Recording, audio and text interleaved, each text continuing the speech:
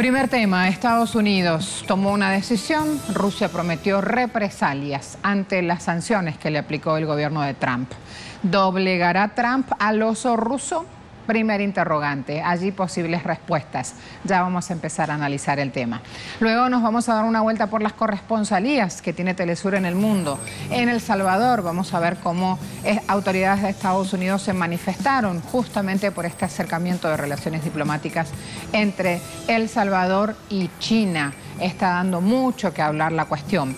En Venezuela el pueblo salió a las calles ayer en el centro de Caracas respaldando este plan de recuperación económica emitido por las autoridades nacionales. También en Nicaragua, después de meses de violencia, el gobierno empieza ya a retomar la paz en el país. Intentan por todos los medios de normalizar el funcionamiento de esa nación. Además, en redes sociales pusimos un segundo tema con un segundo interrogante para que ustedes participen también y vayamos juntos haciendo esta agenda abierta. En Argentina los docentes van a paro contra sueldos de hambre, mientras las autoridades están negociando con el FMI su presupuesto 2019. Preguntamos, ¿no hay plata para educación, pero sí para la deuda? Allí también distintas opciones pueden participar respondiendo de esta manera, eligiendo alguna de estas preguntas o bien tomándose un tiempito más para escribir y poner una respuesta más larga y con palabras propias. Arrancamos. Este martes el Departamento del Tesoro de Estados Unidos impuso nuevas sanciones contra Rusia por sus presuntos vínculos económicos con Corea del Norte en el marco de la demanda de desnuclearización de la península coreana. Las sanciones fueron establecidas a 6 barcos rusos al acusarlas de violar el bloqueo económico contra el país asiático y de haber facilitado la transferencia ilegal de productos derivados del petróleo. Las nuevas penalizaciones, que también fueron dirigidas a 2 ciudadanos y 3 compañías de Rusia, se enmarcan en la guerra comercial que Washington emplea sobre diferentes países que no siguen sus designios en la política exterior. Sin embargo, desde Moscú señalan que estas nuevas imposiciones tendrán represalias. Hoy, en Agenda Abierta, hacemos foco en las sanciones antirrusas emprendidas por la administración de Donald Trump y las consecuencias de sus agresiones comerciales. A esta hora Telesur publica, Estados Unidos sanciona a Rusia por comercializar con Corea del Norte. Tomó esta decisión el gobierno de Trump, nuevamente aplica sanciones a Rusia porque asegura que mantienen estas actividades comerciales con Corea del Norte. En un comunicado, el Departamento del Tesoro de Estados Unidos anunció entonces estas sanciones a propietarios de 6 barcos rusos que ayudan a transferir productos refinados de petróleo a embarcaciones norcoreanas. También sancionaron a 2 ciudadanos y 3 compañías rusas, al denunciar que violaron sanciones de Estados Unidos y Naciones Unidas sobre Corea del Norte. Allí las especulaciones y repercusiones en la jornada de hoy luego de esta decisión. Sputnik dice, senador ruso espera que histeria antirrusa se acabe tras elecciones al Congreso de Estados Unidos. Habló, allí tienen la imagen, él es el jefe del Comité de Asuntos Internacionales de la Cámara Alta rusa, hablaba de esta esperanza de que concluya justamente este momento que él calificó como un momento de histeria.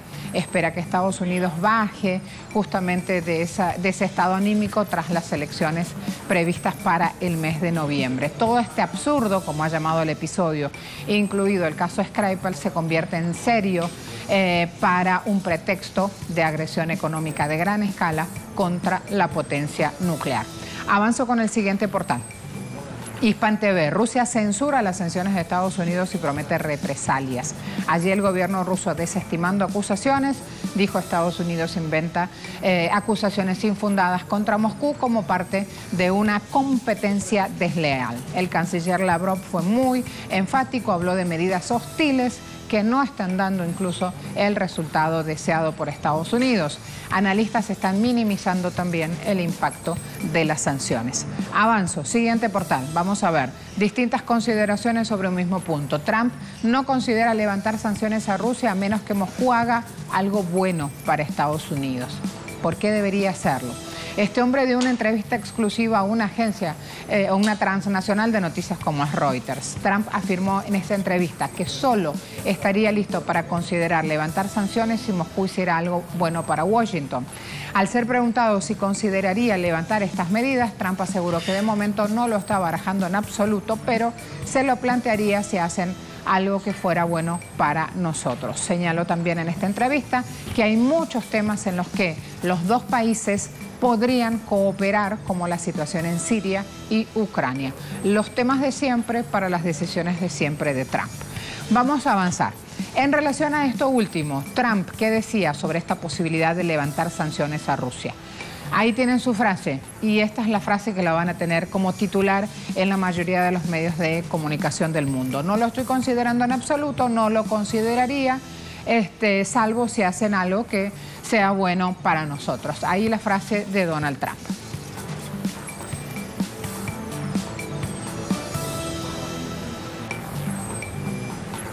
¿Dónde está la respuesta del gobierno ruso? Les decía, vino de la mano de Sergei Lavrov, el canciller. A ver, vamos a ver entonces a continuación. Lavrov, está claro para todos que las sanciones contra Rusia no se deben a Ucrania, a Crimea o por otra cosa que no sea el deseo de utilizar la competencia desleal para promover la política de frenar a Rusia. Ahí estaba entonces el punto. Lavrov también afirmó que Rusia podría tomar represalias.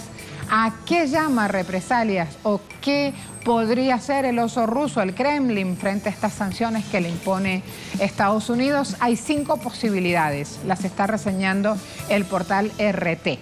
Titanio. Hay una compañía que es BSMPO Abisma, que es el productor más grande de titanio, produce 1/3 de las piezas de ese suministro o de ese material para el mundo. Ese material es vital para la industria aeronáutica. Podría frenar Rusia la exportación de titanio, que tendría un gran impacto en compañías estadounidenses, caso Boeing. Cuando hablan del espacio aéreo, también ahí Rusia tiene una chance de contraatacar. Puede usar su situación geográfica considerada estratégica entre Europa y Asia para justamente impactar en el tránsito de este espacio con todos los aviones de Estados Unidos que se conducen por ese canal. Podría también introducir tarifas más altas o prohibir vuelos en su totalidad. Si hablamos del gas natural, esto es emblemático. ¿Podría Rusia prohibir o reducir exportaciones de su gas a Estados Unidos?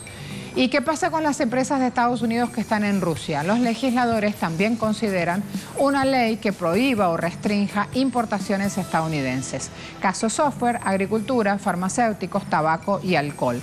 O sea que todo esto puede ser contraproducente, porque incluso las empresas de Estados Unidos que están en Rusia podrían encontrar puertita de salida. Cuando hablamos de cohetes rusos, el tema espacial, recuerden que es bastión justamente para la Federación Rusa, hablamos de que Moscú podría dejar de suministrar los RD-180, que son cohetes cruciales para el programa espacial de Estados Unidos, y el Pentágono los usa para lanzar satélites. Estados Unidos todavía no ha podido producir una alternativa nacional y esto le pesa sobre sus espaldas.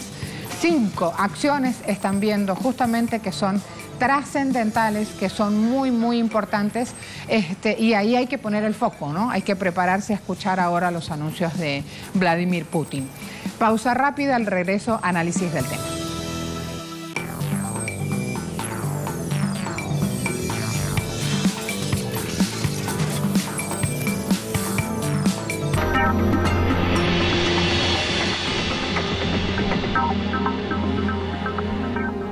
All we have built, all we have worked for, would be destroyed in the first 24 hours. For we are both devoting massive sums of money to weapons that could be better devoted to combat ignorance, poverty, and disease. Guerra psicológica. Arthur Schlesinger, when the government then called it the most dangerous moment in human history. Sábado. Solo por Telesur. En redes sociales estamos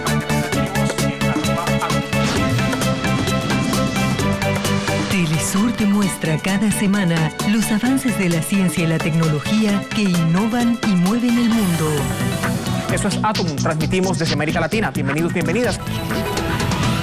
La tecnología al alcance de todos. Atom. Sábado. Unidos, solo por Telesur.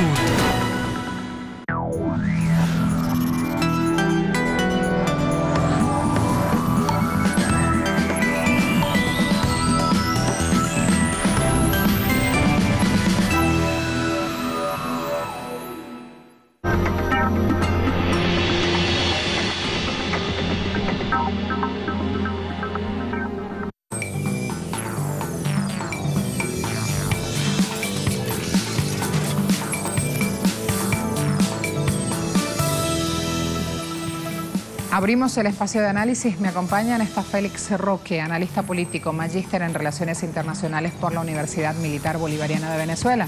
Docente, escritor, abogado también. Vamos con él. No le suelo decir doctor. Siempre le digo, Félix, ¿cómo está? ¿Cómo anda? ¿Cómo está, Marcelo? ¿Qué le pasó en esa mano? Bueno, una lesión allí. ¿Achaques del oficio? Seguramente. Los sí. abogados necesitan defenderse. Totalmente.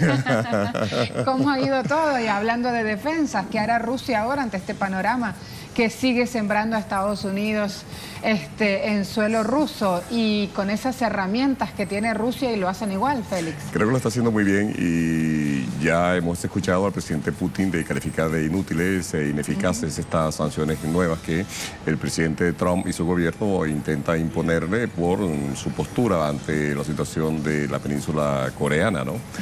Inclusive el presidente coreano, Kim Jong-un, las ha calificado de robo a su gobierno.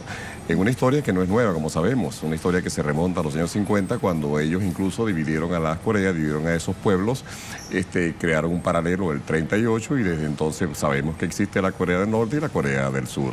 Estas sanciones que hemos leído de carácter comercial como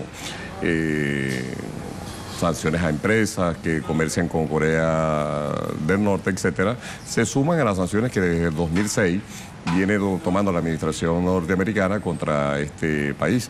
Todo tendente a una pretendida desnuclearización de la península, como si esto fuese un acto fácil, sencillo y de manera unilateral. Hago un paréntesis aquí. Si estas sanciones son tan inútiles que hasta los propios empresarios de Estados Unidos se lo dicen a Trump, ¿por qué este hombre no usa otros mecanismos u otras barreras que no sean justamente sanciones? Porque si seguimos así, el mundo entero va a terminar sancionado por Estados Unidos. La propia Unión Europea, que es su socia, le dice a Trump, no siga, y el hombre continúa. ¿Cómo se entiende esto? ¿Qué lectura política debemos darle a este asunto para entender las sanciones como herramienta? Sí, hay un juego geopolítico macabro en la posición de Trump y su equipo de gobierno. Recientemente, cuando él visitó Europa y estuvo reunido incluso en Bruselas, recordemos que comenzó por despotrincar contra sus propios socios, llamándolos flojos, llamándolos malpagaderos de las cuotas OTAN y anunciando incluso hasta su eventual retiro de la misma porque estos no pagaban, ¿no? La canciller Angela Merkel y el mismo presidente Macron le contestaron más o menos fuerte ante estas pretensiones. En todo caso, trátase de una política que procura volver a épocas ya superadas, intentar reponer a los Estados Unidos como hegemón dentro de una visión unipolar del planeta, del mundo, que todos sabemos ya es imposible mantenerla, ¿no? Trump y su administración deben saber que las razones, las causas, los motivos que gobernaron la Segunda Guerra Mundial ya no son las mismas de hoy. Y como lo ha calificado el presidente Putin, cosa que compartimos, estas sanciones de Trump pueden desencadenar perfectamente en una hecatombe planetaria, de lo cual Trump debe estar perfectamente consciente, que arrastraría al planeta en general, por supuesto, al mismo pueblo de Estados Unidos. Por tanto, Europa, que depende mucho del gas ruso y de otras materias primas rusas, son los primeros, y por cuanto están allí al lado mismo, en protestar contra estas sanciones que obviamente, por supuesto, no comparten en las políticas que el presidente norteamericano Trump está adelantando, ¿no? No solo no comparten, sino que le responde Lavrov, lo que Trump piense de Putin es irrelevante. Claro. O sea, que van más allá en las respuestas. Y tenemos ahora que entonces la política de Estados Unidos está en manos o del Congreso o de Trump. Ahí tienen una disputa también. Sí, y se ven acciones que hasta llegan a ser encontradas, yo contrarias. creo que más allá que eso, yo digo que más que estar en manos del Congreso o de Trump o del Partido Republicano, la política internacional y norteamericana está en manos del gran complejo militar financiero, que es quien a fin de cuentas decide lo que se hace y lo que se deja de hacer en esa zona. Ahora, es curioso que en la reciente reunión de los BRICS en China, el presidente Putin conversando con Xi Jinping sobre los asuntos de Corea y de la península, comparten plenamente la desnuclearización de la misma, pero por vías distintas, por vías bien diferentes a las que plantea el presidente Trump. Primero, sin esa visión guerrerista. En segundo lugar, sin esa visión hegemónica. En tercer lugar, buscando una vía pacífica y a la vez la unificación de dos pueblos que se aman, que se quieren, que se buscan. Ya lo vimos en la reciente reunión que hubo entre el presidente de Corea del Norte y Corea del Sur, en donde hubo sentimientos y manifestaciones familiares ancestrales entre esos dos pueblos. La reciente reunión entre Trump y el presidente coreano en Singapur, sobre la cual ya pareciera ser que la administración Trump quiere resultados rápidos y pronto, obviamente que habrá que seguirla en la agenda que ellos aprobaron allí. Y es posible que para dentro de 5, 10, 20 años, a lo sumo, porque en política internacional hay cosas que hay que dejar que maduren, pueda que los acuerdos que ahí se alcanzaron avancen en la procura de alternativas, de soluciones pacíficas a esa zona tan álgida del planeta. Finalmente, los intentos de aislamiento en la política internacional no les funcionan. Creo que ese también es un capítulo que hay que abordar para entender cómo justamente en estas acciones que toma Estados Unidos se le vuelven con el famoso efecto boomerang que ya ha probado Rusia y ya está en una posición distinta que cuando recibió hace algunos años las primeras sanciones de Estados Unidos. Si uno pone en la balanza la elaboración política desde el punto de vista geopolítico de Rusia y de los Estados Unidos, uno puede observar cómo los intentos de Estados Unidos de reposicionarse, porque no olvidemos que Trump llega a la administración criticando profundamente a Obama por sus políticas para Europa, por sus políticas para el Asia, por sus políticas para frente a Cuba, con la cual deshace todos los acuerdos que ahí se habían logrado. Y uno, repito, coloca en la balanza ambas posiciones, uno ve cómo la Cancillería rusa, con el canciller Lavrov a la cabeza, durante más de 14 años ya incluso en el cargo, ha mantenido una línea política de solidaridad, de amistad, de no intervención, de respeto a los asuntos internos de los estados, en una visión clara y contundente de que en Rusia como país, como pueblo, como gobierno incluso, intenta no inmiscuirse en los asuntos de otros países. Lo distinto de los Estados Unidos, que en esa política de ampliarse, de reponerse y de avanzar hacia posiciones en las cuales ha sido derrotada, no es el tema, pero en el Medio Oriente ha sido una expresión, en el sudeste asiático el gigante chino avanza cada día más como potencia militar, como potencia económica, y esto obviamente, por supuesto, el Departamento de Estado no lo ve con buenos ojos. Por tanto, hay que entender que se trata de una política guerrerista, una política agresiva por parte de un país, de un gobierno que se siente herido en sus pretensiones mundiales e internacionales e intenta reponerse en eso. Por tanto, no hay que perder de vista para nada estas acciones que algunos han tildado de locura por parte del presidente norteamericano. En lo personal, no lo creo que lo son. Creo que son un plan muy bien orquestado por el Departamento de Estado, por la estructura militar financiera de ese país, para intentar aislar por un lado a Rusia, enfrentar a su verdadero enemigo, como lo ha reconocido y lo ha dicho, que es China, por los avances comerciales que ha tenido. De hecho, incluso las sanciones comerciales arancelarias que se han tomado para con China han sido también bárbaras, solo que China no se ha dejado y ha respondido con la potencia económica que tiene, como tiene que haberle respondido a este otro país. Usted hablaba de esta actitud hostil. Sí. El propio Kim Jong-un, mandatario de Corea del Norte, calificó la actitud de gangsteril de Trump a la hora de imponer las nuevas sanciones cuando habían tenido una primera conversación que supuestamente fue la llamó de robo. Fructífera. La calificó de robo porque uno recuerda que las sanciones que se aplicaron a partir del 2016 han impedido que Corea del Norte tenga ingresos por el orden de los 3.000 millones de dólares, más de 1.000 millones de dólares inclusive en productos químicos y farmacéuticos no han podido ser ingresados a ese país. Los barcos coreanos son revisados, son requisados por parte de ellos, diplomáticos coreanos han sido expulsados de manera unilateral. Es decir, todo es un paquete de sanciones que se han venido aplicando, por tanto, no solamente que son hostiles, son justamente gangsteriles. Es un robo como el presidente coreano la ha calificado. esta presión, entre comillas, económica, esta presión diplomática que hace Estados Unidos contra Rusia, ¿en qué punto puede finalizar? Porque obviamente Rusia no va a hacer nada que favorezca a Estados Unidos como está sugiriendo Trump. Voy a cambiar de idea si hacen algo a nuestro favor. Eso no va a ocurrir. Y ya se habla inclusive de comparar los arsenales militares de ambos países. Allí hay una gran preocupación por este punto al cual va a escalar el conflicto. Sí, más allá de eso inclusive hay que entender que Corea no va a desistir en sus ensayos nucleares. La última prueba que tuvo con la detonación de una bomba de hidrógeno con 120 megatones, mucho más grande que la bomba de Hiroshima, esos ensayos con cohetes interplanetarios va a continuar, va a seguir, porque ellos consideran eso una razón de seguridad para su propio pueblo, para su propio país. El tema es que no tienen pruebas. Claro. El tema es que no tienen pruebas. Claro. Acusan y deciden sin pruebas. Es lo que está diciendo Rusia, ¿no? No son mis palabras. Sí, yo creo, bueno, ya lo he dicho, Rusia tiene una política con relación a la Corea, a la península coreana bien clara y bien definida. La Cancillería rusa en eso no ha variado, no ha cambiado. Entiéndese que China comparte plenamente la posición que allí se ha venido manteniendo y creo que la política norteamericana va a terminar siendo derrotada en esa zona como lo ha sido en otras partes. Inclusive, no contar con el auspicio de sus socios europeos, no contar, por supuesto, con el reconocimiento de respaldo que las mismas Naciones Unidas inclusive han intentado imponer, supone que la política Trump, guerrerista como lo es, o cambia o cambia. Y ahí viene la cuestión. Estoy viendo BBC también a esta hora en línea, Félix. ¿Cuál es el impacto de las sanciones de Occidente a Rusia ahora que entran en vigor nuevas medidas punitivas de Estados Unidos? Ya lo vamos a mostrar en pantalla también.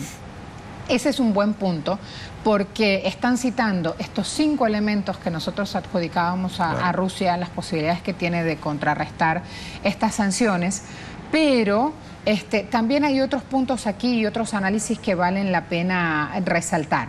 Están hablando de un tablero de ajedrez en la política geoeconómica mundial. Están estimando también grandes pérdidas para la economía mundial, no solo para la economía rusa. El propio empresariado norteamericano está perdiendo en esto. Ajá, y cuando hablan de efectos palpables, hablan justamente de lo que implica privarle a Rusia de tecnología, de dinero, contante y sonante, pero que Rusia tiene un sector de gas y de petróleo que es vital justamente para mover este panorama de sanciones. Ahí van a ver el perfil que está haciendo BBC.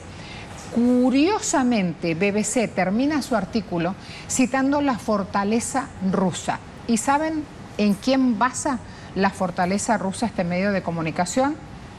Le llama rusos ordinarios, el común de la gente, el habitante de a pie.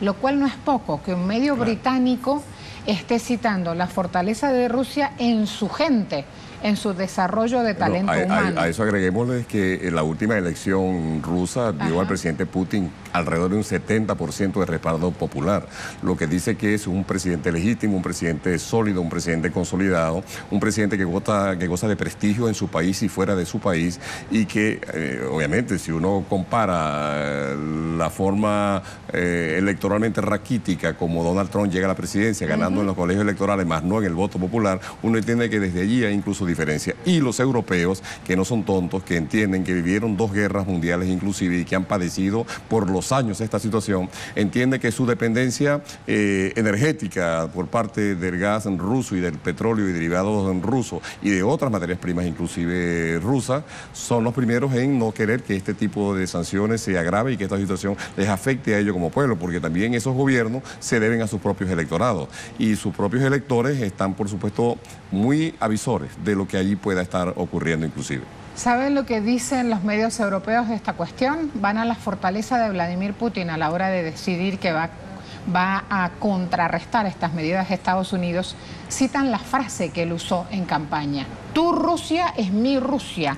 Con lo cual también ahí empiezan a mover otro factor que a los europeos les asusta mucho, es el factor del nacionalismo. Claro, ellos fueron al concepto de la madre Rusia. Ajá. Sí. Entonces, forjar esta identidad rusa entre la gente del común hace que se sientan orgullosos los ciudadanos, que compartan esa sensación y que precisamente se cohesionen y se logre fortaleza. Sí. ¿Qué cosas? Todo esto a partir de una sanción.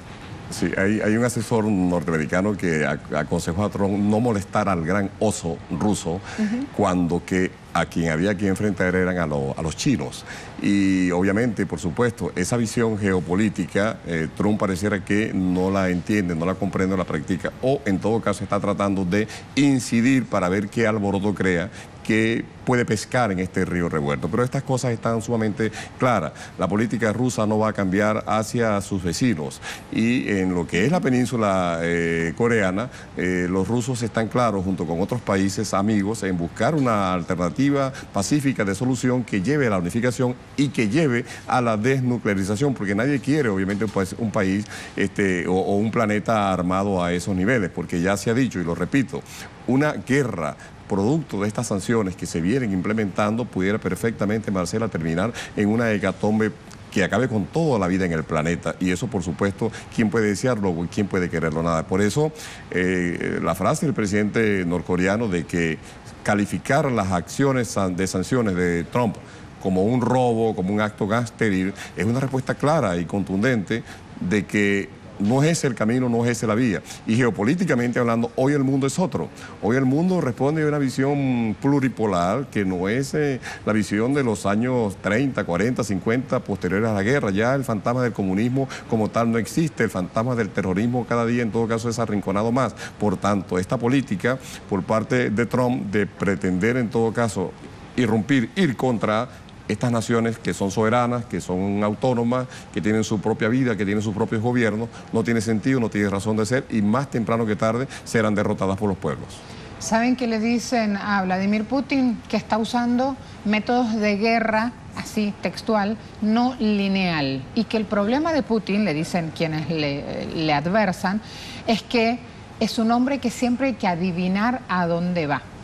Creo que esa también es una gran fortaleza cuando se miden capacidades de reacción de lado y lado, ¿no? Es la actitud previsiva de una persona que planifica sus acciones, su vida, que trabaja en equipo con sus organismos, que tiene una formación inclusive en lo que es la inteligencia y la contrainteligencia por años. No olvidemos la formación de este presidente, que tiene una visión previsiva de la política y que hay que estudiarlo a diario para entenderlo, para comprenderlo, cosa que a veces en los estudios hollywoodenses pareciera que no entiende. Nosotros preguntamos en Twitter, Rusia prometió represalias ante las sanciones de Estados Unidos. ¿Doblegará Trump al oso ruso? 16% dice sí, 71% dice no, con lo cual ahí queda un interrogante muy, muy abierto. Y 13% dice perdemos todo. ¿Por qué aparecerá esta respuesta en redes sociales también? Esa sensación de que Trump va a poder con el oso ruso, que finalmente va a lograr también él salirse con la suya, que es lo que los expertos le achacan a Putin. Pero fíjese que es un porcentaje bien pequeño, 16% contra más del 70% que dice que no. Y por lo tanto, la tercera respuesta de que se acabará con todo está en sintonía con lo que venimos diciendo. Es decir, ¿a quién interesa, a quién conviene una guerra en Corea? ¿A quién interesa una guerra en Europa? A nadie. A nadie, es acabar con la vida en el planeta y eso obviamente que no lo desea nadie. Y por eso Putin advierte y dicen, continuando con estas acciones, conducirnos a una hecatombe planetaria. Y ahí subrayo lo de planetaria, porque no es un problema únicamente que va a ocurrir en un país, que va a ocurrir en una zona, no. Es en todo el planeta, producto de las bombas, producto de las guerras, producto de los arsenales, de la sofisticación que ha asumido el arsenal nuclear del planeta. Entiendo que las respuestas de los usuarios están bien entendibles. Es decir, un 70% dice no podrán doblegar ese oso. Un 16% dice sí, cómo no. Es ese 16% en todo caso que considera que derechizando la política internacional se pueden lograr avances y los pueblos están demostrando que no. En América Latina inclusive, fíjese usted cómo hubo un resurgimiento de gobiernos y de pueblos con sentidos popular, progresistas inclusive, que comienza de nuevo a renacer con la victoria en México y con el repunte electoral de la izquierda en Colombia y con una eventual candidatura del compañero presidente Lula en Brasil, por citar 3 casos nada más. En Venezuela, bueno, no se diga la actitud de resistencia que hemos tenido y que vamos a continuar teniendo en función de la defensa de nuestra soberanía como pueblo, como país, como nación. población. Y obviamente que nadie está en condiciones de imponerle a otro un sistema de gobierno. Allá los serviles, allá los que se arrastran, allá los que no tienen nación, sentido de propiedad, de identidad, que no es el caso, como tú bien lo dices, del pueblo ruso. El pueblo ruso no es de ahora. Cuando uno lee las obras de Dostoyevsky, uno ve allí el sentir ruso. Cuando uno lee allí a Mayakovsky y escucha incluso su música, uno siente cómo resuenan las trompetas de un país, de un pueblo que camina alegremente, pero que se defiende. Y siempre ha sido así, y eso no va a cambiar. Gracias, doctor. Félix Roque con nosotros. Aquí resuenan las trompetas que me indican pausa. No se extiendan más. Nos falta el tiempo para mostrar otros temas. Cumplimos entonces, pausa rápida, ya volvemos.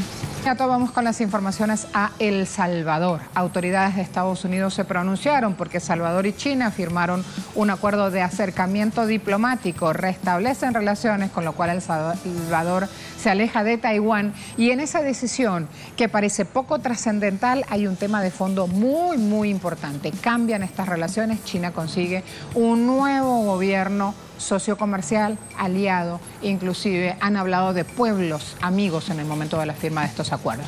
Vamos a ver la actualidad de hoy, estas repercusiones de Estados Unidos, cómo se han pronunciado autoridades de ese país sobre el tema. Ernesto hasta ahora nos amplía. Adelante.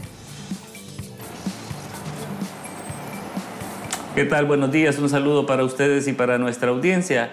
Después que se conociera el pasado 20 de agosto el anuncio hecho por el presidente Salvador Sánchez Serén en cadena nacional de la ruptura de relaciones diplomáticas con China-Taiwán y el inicio de relaciones económicas y diplomáticas con la República Popular China, varias reacciones se han suscitado a nivel nacional e internacional. Por ejemplo, en los Estados Unidos, el senador Marco Rubio reaccionó diciendo de que iba a trabajar intensamente para que suspendiera la ayuda que los Estados Unidos brinda al gobierno salvadoreño. Además, la embajadora de los Estados Unidos en El Salvador, Jan Mains, informó también que esta decisión del gobierno salvadoreño pone en riesgo las relaciones del gobierno salvadoreño con el de los Estados Unidos, pero por el momento esto está en estudio.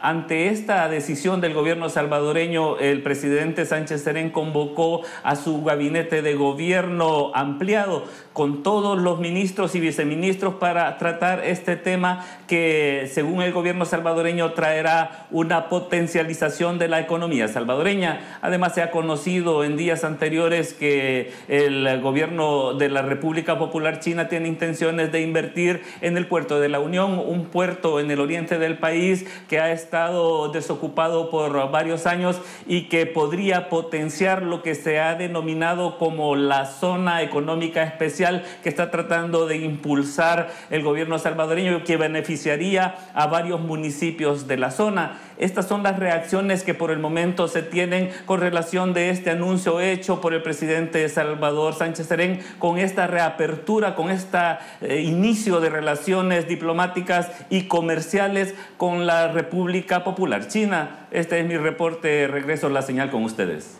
Gracias, Ernesto. Además hay otros temas para compartir. Ayer el pueblo venezolano estuvo en las calles. Hasta ahora Luis nos cuenta el porqué y cómo se dio esta tarea ciudadana que se desempeñó ayer. Adelante.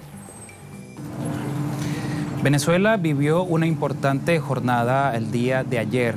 Las organizaciones políticas y sociales encabezaron una marcha que buscaba respaldar las nuevas medidas económicas implementadas por el gobierno de Nicolás Maduro, enmarcadas en el Plan de Recuperación Económica. Las personas se concentraron desde la Avenida Libertador hasta llegar al Palacio de Miraflores. Recorrieron todo el centro de Caracas y desde allí manifestaban su optimismo y esperanza con respecto a estas nuevas medidas económicas. Durante la semana se estarán anunciando nuevos informes y nuevas decisiones con respecto a este plan de recuperación económica que arrancó desde este lunes 20 de agosto y con él el nuevo cono monetario Bolívar Soberano.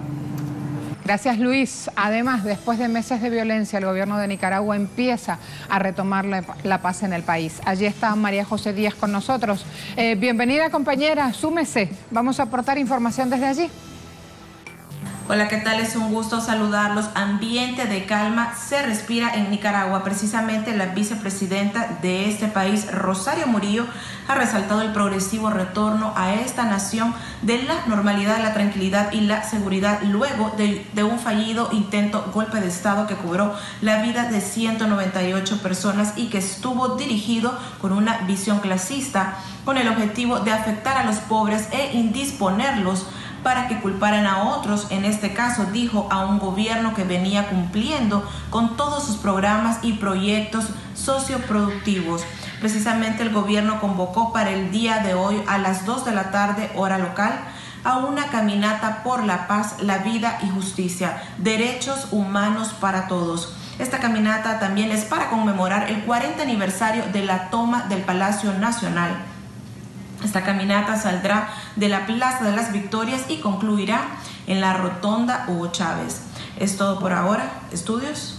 Sí, gracias compañeros. Síganme los buenos, así nos alcanza el tiempo. Está Yuki con nosotros. ¿Cómo le va? Muy bien, muy bien. Bienvenido, Marcelo, capitán. ¿Cómo estás? El barco suyo también, ¿eh? Sí. ¿Cómo anda todo? Barco... A ver. Impresionante. No me gustan mucho los barcos. ¿No te gustan los barcos? No, ese es Magallanes. ¿Y los temblores? ¿Cómo estuviste ayer? Tampoco me gustan mucho, ¿eh? No, ayer, gracias a Dios. ¿No te gustan los barcos porque se mueven o solamente porque lo asocias con Magallanes, que es un equipo de béisbol del cual obviamente no es su fan? Ajá, yo sí. Bueno, mucho les respeto. ¿Y lo del temblor qué? Bueno, ayer estaba en el mercado, estaba justamente llegando y... Obviamente hubo el movimiento telúrico, la gente con calma salió, o sea, no pasó a mayores, gracias a Dios. Aquí también trabajamos en el edificio con las medidas de prevención que corresponden para el caso y el canal siguió su marcha totalmente. No dijimos nada sobre eso y como a esta hora seguramente están fuera de Venezuela y también están queriendo ver qué es lo que pasó, todos bien. Eso es lo importante. Eso es lo importante. Sí. Daños materiales algunos, sin embargo, nada que lamentar con vías ni Y lo bueno es que siempre tuvimos medios de comunicación, siempre tuvimos internet, siempre energía eléctrica, en algunos puntos no, pero son cosas que se han ido solucionando ahí mismo sobre la marcha. Es así, Marcela. Vamos ¿Momento de juegos eléctricos y de batazos o de goles? De goles. Vamos, porque esto va a generar también un temblor si hablamos de la Conmebol, por el VAR. Y es que ya el martes se aprobó entonces la implementación del VAR, Marcela. El VAR con B corta. El VAR con B corta, el videoarbitraje específicamente. No el VAR del otro. No ese VAR. Para salir un poco del temblor. Arranque nomás, compañeros. ¿Sí? Vamos a hablar de ello. Como lo decíamos, este martes la Conmebol aprobó implementar el sistema de videoarbitraje desde los octavos de final de la Copa Libertadores y Copa Sudamericana del año 2019. El uso de este mecanismo fue el tema principal para los 16 clubes que están en la fase final del torneo más prestigioso a nivel de clubes del fútbol suramericano, ya que así se podrá evitar jugadas que marquen la diferencia en un resultado o a su vez para decidir un campeón. Cabe destacar que actualmente solo se utiliza el video arbitraje desde los cuartos de final. Ahora entonces se va a implementar en esta fase de la Copa Libertadores. Hablamos de otras informaciones. Este viernes 24 de agosto comenzará el 18º Campeonato Iberoamericano de Atletismo en Trujillo, en Perú, evento que contará con la participación de más de 400 deportistas provenientes de 20 países.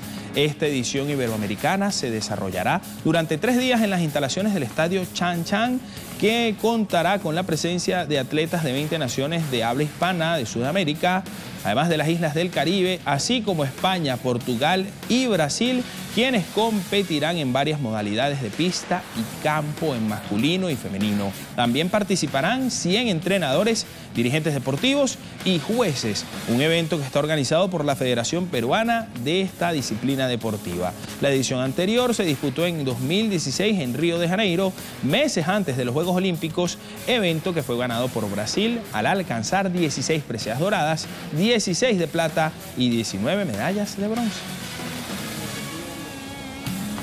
Y por su parte, Jordan Díaz, triplista campeón mundial de cadetes y juveniles, encabeza la delegación cubana de atletismo rumbo a los Juegos Olímpicos de la Juventud Buenos Aires 2018. Así lo anunció este martes la Federación Nacional de Atletismo, quienes reseñaron que Díaz, con tan solo 17 años de edad, partirá como gran favorito para dominar su disciplina en la capital argentina tras haber triunfado este mes en el Campeonato de Norte y Centroamérica, además del Caribe, en Toronto y en los pasados Juegos Centroamericanos y del Caribe también de Barranquilla. Así que ya tienen su abanderado la delegación cubana para Buenos Aires 2018. Y en más acción de eventos multidisciplinarios, continúan los Juegos Asiáticos Indonesia 2018 y en la natación se rompió un nuevo récord mundial. Allí la china Liu Xian ganó la medalla de oro y se convirtió en la primera mujer que baja el récord de los 27 segundos en la modalidad de 50 metros espalda femenino. El crono de Xian fue de 26,98 segundos, superando el registro conseguido por su compatriota Zhao Jing de 27,06, logrado en el año 2009, es decir, hace casi 11 años. En la natación femenina, la modalidad 100 metros mariposa, la japonesa Rikako Ike logró su cuarta presea de oro al dominar la prueba con crono de 56,30 segundos. Ike había logrado el oro en los 50 metros mariposa, en los 100 metros estilo libre y con el equipo de relevos 4x100 estilo libre. En la categoría masculina, la sensación de la natación china Sun Yang ganó su octavo metal dorado en estos Juegos Asiáticos y la número 3 de la presente edición al dominar los 400 metros libres con un tiempo de 3 minutos, 42 segundos y 92 décimas.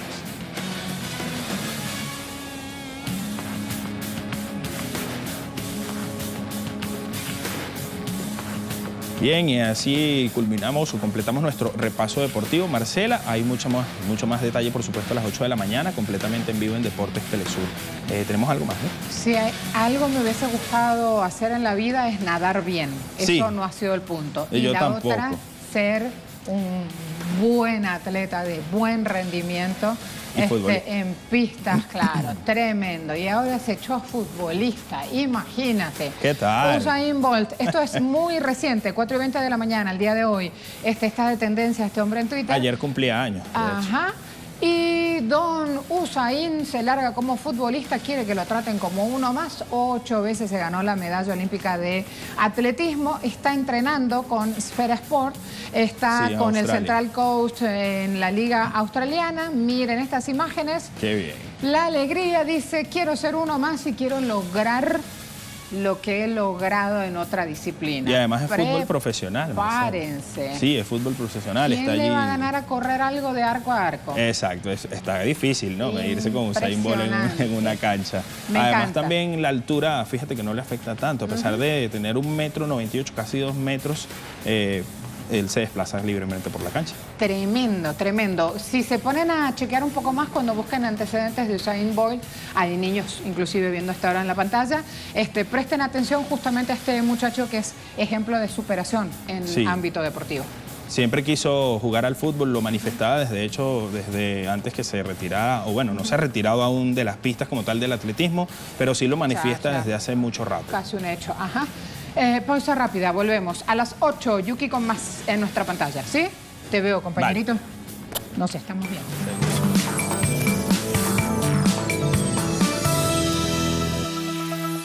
Por tercera semana consecutiva, docentes de las 57 universidades nacionales de Argentina están en huelga por reclamos salariales. Afirman sufrir recortes en los fondos destinados a infraestructura y retrasos en el giro de dinero para los gastos corrientes.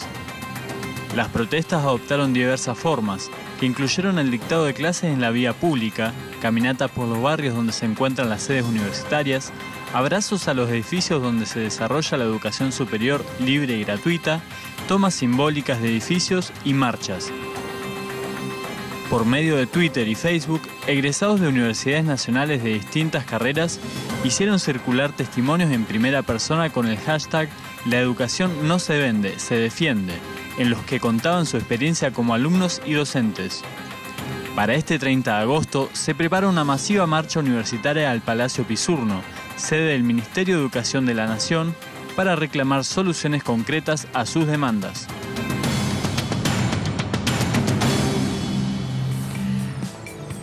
A esta hora, un medio de comunicación de Argentina, Página 12, dice en su titular: políticas de ajuste y vaciamiento. Este paro se hace sentir también en 60 escuelas secundarias e instituciones educativas preuniversitarias que dependen de ellas.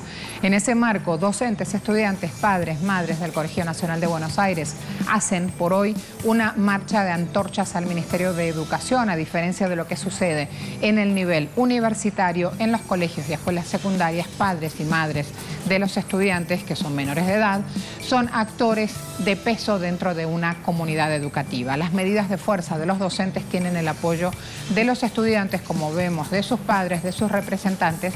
Todos están exigiendo un freno al ajuste del presupuesto universitario. Además, avanzó con otro portal, el Ancasti. Con una clase pública, universitarios continúan de paro. A este paro de actividades, que tienen el apoyo de los no docentes, llevan más de 20 días sin clases los alumnos en lo que va del año. Ayer se sumó esta nueva modalidad de protesta con clases públicas organizadas por estudiantes y profesores autoconvocados, especialmente en la Facultad de Humanidades, o de la facultad también los docentes. En esta protesta expusieron sus puntos de vista, mostraron fuertes críticas contra el modelo económico y político del presidente Macri por estos recortes que hace al presupuesto y que afectan a las universidades. Hay otro punto aquí para resaltar y tiene que ver con este lema que se ha usado ayer en redes sociales y que hoy también va a ser tendencia. Por ejemplo, en Twitter: soy hija de la educación pública. Yo me declaro argentina, hija de la educación pública. También desde esa identidad se lucha por mantener esos espacios. ¿Cuáles son los principales puntos del conflicto? ¿Dónde está desatada justamente esta cuestión? Aquí lo tienen. La comunidad universitaria está hoy nuevamente saliendo a las calles para demandar aumentos en los salarios. El gobierno no cede en la postura de ofrecerles un 15% de aumento. Las federaciones universitarias piden un 25% de piso para empezar a discutir. Mayor presupuesto universitario ya es un clásico en Argentina. A comienzos de este año, el ministro de Educación anunciaba un recorte de 100.000 millones en total. Por esto se han paralizado las obras en todas las universidades. Los docentes piden que se extienda esta partida presupuestaria para lo que queda de año y dicen: no es que no hay dinero, es que no lo van a girar al sector de la educación. ¿Por qué? Porque está direccionado hacia otro nicho, y ese nicho tiene justamente a las clases pudientes como protagonistas. Están diciendo no al recorte presupuestario del año 2019. El gobierno habla de un ajustazo ya del 10% en términos nominales, pero la cuestión es que con el ajuste de inflación este recorte va a terminar siendo del 25%. Piden también reactivar convenios universitarios dados de baja por esta decisión del gobierno de Macri, que tiene más carácter ideológico que con un carácter centrado justamente en lo que necesita la educación pública del país. Los docentes que están contratados dicen: finalmente queremos también regularizar nuestra situación, que implementen un programa de rentas para profesores ad honorem que fue consensuado en el año 2016, pero que nunca se implementó. El presupuesto de la universidad bajó las tijeras del gobierno y el Fondo Monetario Internacional, se dice en esta publicación que vamos a ver. Los docentes paran contra una paritaria miserable. Las autoridades negocian el presupuesto 2019 con el Fondo Monetario Internacional. Y fíjense aquí cómo se da esta contracara del retroceso de este presupuesto universitario en dólares, que es justamente un acelerado proceso de saqueo de los recursos públicos del país. En verde van a ver el presupuesto asignado para las universidades nacionales. En azul, fuga de capitales de este primer semestre de 2018. Y en rojo, el dinero usado para pagar la deuda externa del año 2018, de lo que va de este año. Miren allí entonces dónde queda el verde del presupuesto asignado, muy por abajo de la barrera de los 10.000, ¿sí?, contra los 78.000 millones de dólares que se han usado para pagar la deuda externa. Así de clarito y así de rápido, a un golpe visual simplemente, queda al desnudo esta situación. ¿Cuánto se usa en la franja verde para el presupuesto de las universidades nacionales y cuánto se usa para pagar la deuda externa? Así se miran estos números rápidamente para entenderlos. ¿Cuál fue la evolución de los salarios de los docentes universitarios en relación a la inflación? También es interesante ir a chequearlos. Vamos a estar parados del 2016 hasta el 2018. Esta información la aporta Fernando Peirano en Red Social. ¿Por qué no comenzaron las clases del segundo cuatrimestre en las universidades? Entre otras razones, dice él, porque las propuestas del gobierno implican aceptar un fuerte recorte en el salario de los profesores. Así estamos. Cita también allí las fuentes. Por favor, subamos estas barras para que se entienda qué es esta evolución del salario. Ahí tienen las fuentes, abajo la propuesta paritaria que hace el Ministerio de Educación del 13 del 8, la inflación esperada del 32%. Miren cuánto ganan, cuánto ganaban en 2016, cuánto en 2018 y cuánto llevan entonces, entre comillas, perdiendo, para que se entienda, este menos 18,5%, que es el acumulado del 2016 al 2018. Esto tiene como fuente actas de estos acuerdos paritarios. Recuerden que en Argentina hay paritarias. ¿Qué es la paritaria? Es un mecanismo donde empresario, Estado y trabajador se reúnen justamente buscando actualizar ese precio, que no quede desfasado el bolsillo del trabajador. Como ven, esto no ha ocurrido. Me voy entonces a esta hora a abrir el espacio de análisis también para sumar otra opinión y otra voz aquí en nuestra agenda abierta. Me voy con un docente de historia, también periodista, se llama Nicolás Moraz. Nicolás, ¿se pronuncia así tu apellido? ¿Lleva acento en la A? ¿Cómo te va? Efectivamente, muy buenos días. Es un placer colaborar con ustedes. Muchas gracias por la invitación. Gracias por atendernos. Hoy es un día vital, uno más en este capítulo de lucha que hacen los docentes en Argentina. Ya las redes sociales están muy movidas, se convoca justamente a hacer esta acción, a ver si logran abrir los ojos de las autoridades del gobierno de Macri. Y si de una vez por todas se entiende que están muy desfasados con los salarios y que necesitan dinero para mover infraestructuras, partidas presupuestarias, etcétera, etcétera, en las universidades. ¿Cómo defines lo que pasa en este día en Argentina, Nicolás? Bueno, hay que comprender por sobre todo, más allá de la situación particular de los docentes, que absolutamente todas las metas y promesas que realizó el gobierno de Mauricio Macri en general a la población argentina se han incumplido absolutamente, categóricamente, sistemáticamente. La inflación estimada probablemente supere el 32%, y el aumento salarial promedio en todas las actividades, incluyendo las privadas, estará en torno al 15%, por lo cual hay una brutal pérdida de poder adquisitivo, sumada a una gran devaluación que supera ampliamente el 55%, casi el 60% en lo que va del año de la moneda, del peso argentino, y como ustedes bien han señalado, esta transferencia de recursos se dirige casi que exclusivamente a costear la deuda externa que Macri ha tomado desde el inicio de su mandato, que en estos últimos 2 años y medio estamos hablando de más de 200.000 millones de dólares, contando el último préstamo que se tomó del Fondo Monetario Internacional.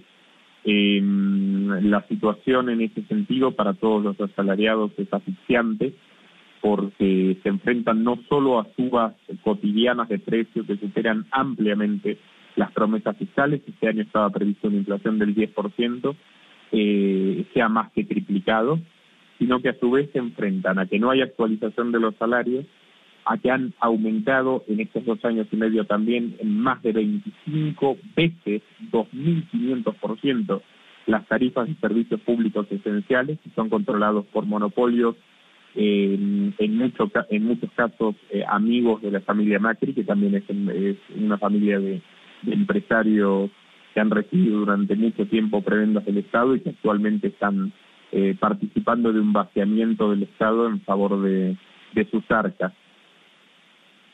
Hay algo importante aquí para tener en claro, y es lo que dicen muchos trabajadores, luchadores sociales en el país, y es que no hay dinero. Es que el dinero se está usando para pagar deuda o para desviarlos a otros sectores que de por sí tienen ya subido su poder adquisitivo. Con lo cual también ahí hay un signo y una decisión del gobierno del presidente Macri. Sí, definitivamente. Bueno, yo creo que el gobierno de Macri no es bajo ningún concepto un gobierno liberal, es un gobierno oligárquico, es un gobierno de pocos que gobierna para muy pocos.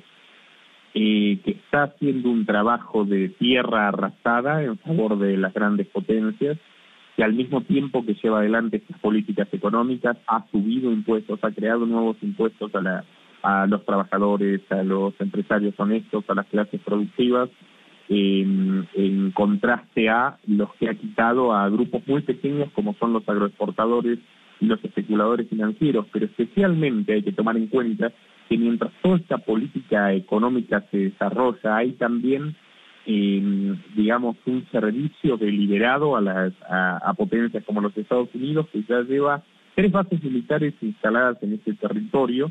Entonces Argentina se está poniendo deliberadamente al servicio, al tiempo que destruye la capacidad de su población y su propia soberanía, se está poniendo al servicio de intereses foráneos, como es el caso de Estados Unidos, como es el caso de Israel, que nos vende armas masivamente. O sea, el presupuesto argentino se está volcando, por ejemplo, a la compra de armas, y uno se pregunta, ¿armas para qué? Armas israelíes y programas de vigilancia masiva para tener controlada a la población y a los activistas opositores al gobierno.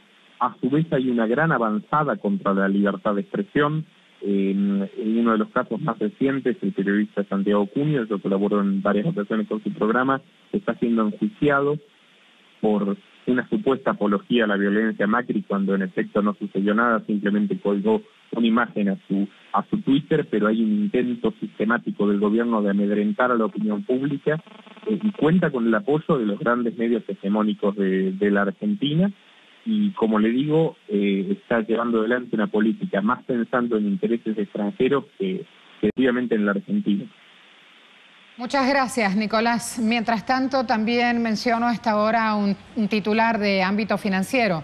La Argentina castigada otra vez, y entre paréntesis le ponen ahora por Brasil, a raíz de la caída justamente de la moneda brasileña. Y la cotación de quien cuelga este tuit en red social, la cotación de esto pasa cuando se libera totalmente la economía para garantizar este modelo de fuga de capitales y de timba financiera. Cualquier variable puede desestabilizar. Y en eso andamos, Nicolás. Vamos reflejando hoy la lucha de los docentes en la calle. Hasta luego. Hasta luego, muchas gracias. En red social Twitter dijimos, los docentes van a paro en Argentina contra sueldos de hambre mientras las autoridades negocian con el FMI el presupuesto del año que viene. No hay plata para educación, pero sí para la deuda. Y ustedes respondieron, 49%, triste, pero es así. 7% no hay plata directamente. 44% dice, pierde el docente. Ahí entonces las cuestiones. Hasta aquí nuestra agenda abierta, vamos haciendo play y cerrando la página de este día. Me espera Lucía Córdoba para abrir justamente la interacción y seguir mostrando otras noticias que ocurren en nuestros pueblos. A todos gracias por confiar en nosotros. Confiar en la pantalla de Telesur implica que aquí estamos, siempre estamos, por algo somos la señal informativa de nuestros pueblos. Lucía, voy contigo, te toca. ¿Cómo estás? Siempre estamos. ¿Cómo estás, Marce? Buena jornada, acá listos. ¿Cómo va todo? Ya para ¿todo va bien? Otra página informativa. ¿Todo Arranque bien? nomás, compañera. Sí, Arrancamos. Estamos entregando justito en tiempo. On time. Hasta Chao, luego. nos vemos.